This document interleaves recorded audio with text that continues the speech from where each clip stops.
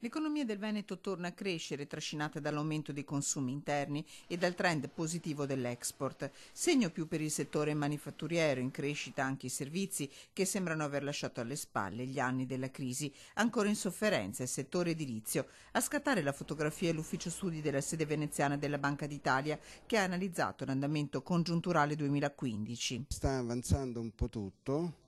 Tra l'altro da notare per Venezia e per il Veneto la ripresa del flusso turistico, e certamente rimane un pochino indietro ancora il sistema collegato alle costruzioni, anche se da dire quasi è assestato, nel senso mentre continuava a scendere, a questo punto diciamo può darsi in questo momento abbia toccato il fondo. Bene l'occupazione, con un saldo positivo di più 75.000 assunzioni nette nei primi 6 mesi del 2015 e l'aumento dei contratti a tempo indeterminato, dato imputabile per 2/3 alla richiesta del mercato e solo per 1/3 ai provvedimenti del governo a partire dal Jobs Act.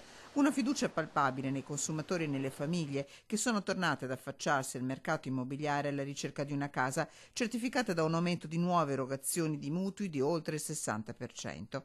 Se il credito alle famiglie cresce, segnali di difficoltà persistono per le imprese. Per le imprese sta rallentando la contrazione e quindi si augura che fra poco possa diventare addirittura positiva. Se gli indicatori generali fanno ben sperare per il 2016, cresce la preoccupazione per un settore strategico per il Veneto come la crocieristica, con Venezia, unico porto italiano, a segnare un pesante meno 12,4% a fronte del generale aumento nazionale del comparto.